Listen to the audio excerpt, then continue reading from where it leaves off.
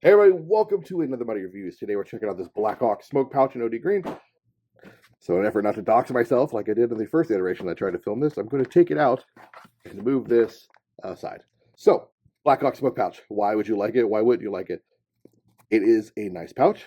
It holds a smoke extremely well. It will hold real smokes for my military dudes. It'll hold airsoft smokes for my BB heroes.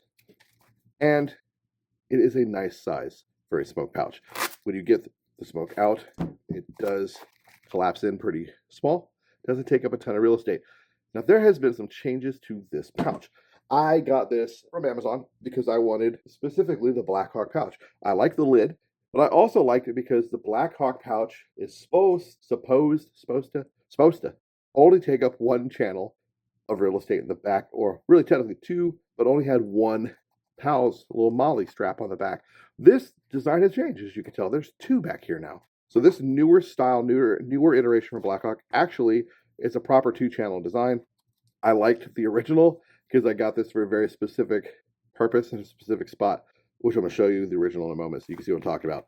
But this one does have two little PAL's pieces. It's your standard old school Molly style, the reinforced plastic sewn down into a tab with push buttons. It's a very old way of doing Molly, but it is a tried and true method.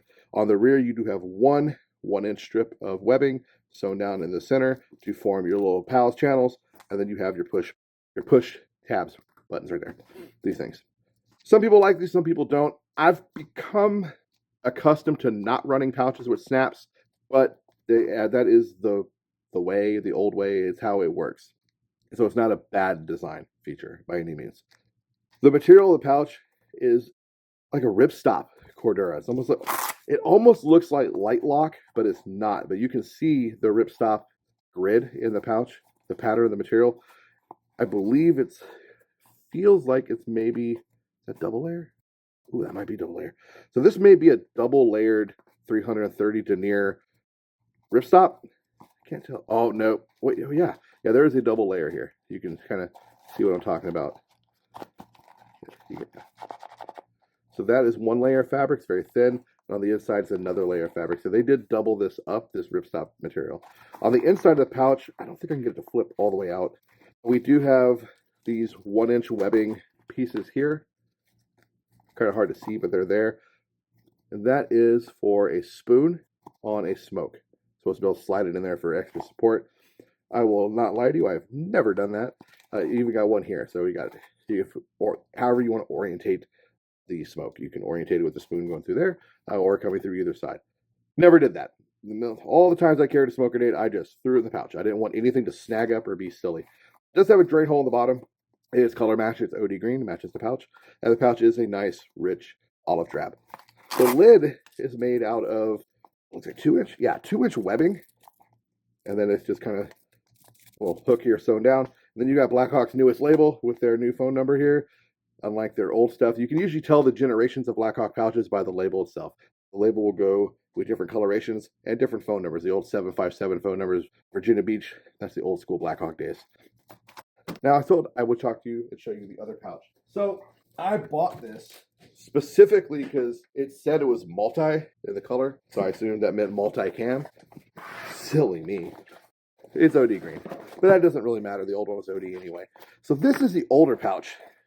And I ran these a lot when I was deploying. When I was going to Iraq, I ran this Blackhawk pouch. I was actually issued a few of these in Coyote Tan, Coyote Brown, but I liked them quite a bit. Old school way was a single strip of webbing to make your PALS attacher. And then you actually had two strips of 1-inch on the rear, vice the one strip now. And these were not sewn down in the center because they had to be wide enough to accommodate the single channel attachment. Now, these pouches were, as you can see, well, actually, it's a little smaller. Cool. Roughly 2 channels wide, though, more or less. They were kind of just under 2 channels because, as you can tell,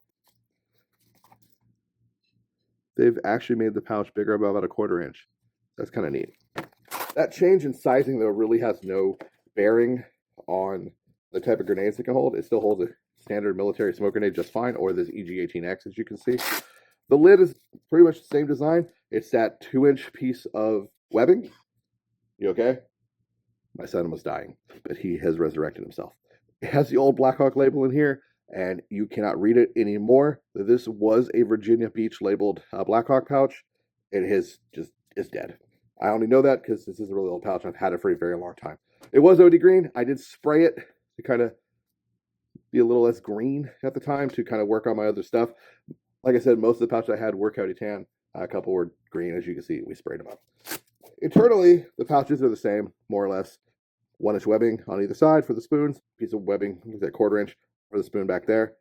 And then you'd have a grommet at the bottom. The big reason I bought this was because I thought it was built like this guy. So this one's gonna replace this one on another green kit. So it works out in my favor. But I liked these because I thought they were a nice pouch as far as being able to hold a lot of different smokes. And they can fit in odd spaces like here on the side of this chest where you've seen this already. This is the replica Mayflower pusher. And this one channel, single channel here, can't really fit a whole lot there, but this Blackhawk smoke pouch actually fits here. Now I have myself a nice little smoke pouch I can run on this kit, because this kit doesn't have a dedicated smoke pouch, but it does work really good there. So if you've seen the review of this chest rig, I had mentioned I was going to make some small minor changes. This is one of those changes I was talking about, and now you can kind of see I have a way of carrying a smoke grenade, I have a way of carrying a frag grenade on here. It's cool. A little extra information for you guys, a little bonus. The inserts I talked about in the review for this, that I'll have a card up for, the AK inserts, I hate them. They suck. They sit about 1 inch outside of the internal cells. I don't think it's really viable for AK mags. The other 2 inserts are fantastic. Anyway, but we're not talking about this chest rig. We're going to get this out of here. We're talking about the Blackhawk pouch. So overall, back it up. You'll notice too, the older Blackhawk pouch is made of a thick, like 1000 denier Cordura. I said Cordura. That's so weird. Cordura, where this one is made of this new, very thin, light lock looking ripstop material. So they did go with a much lighter material, and it is noticeably lighter in your hand comparatively to the 1000D, just the nature of materials. Also, if you notice too, it is an older pouch, but the OD green is a little darker on the new one.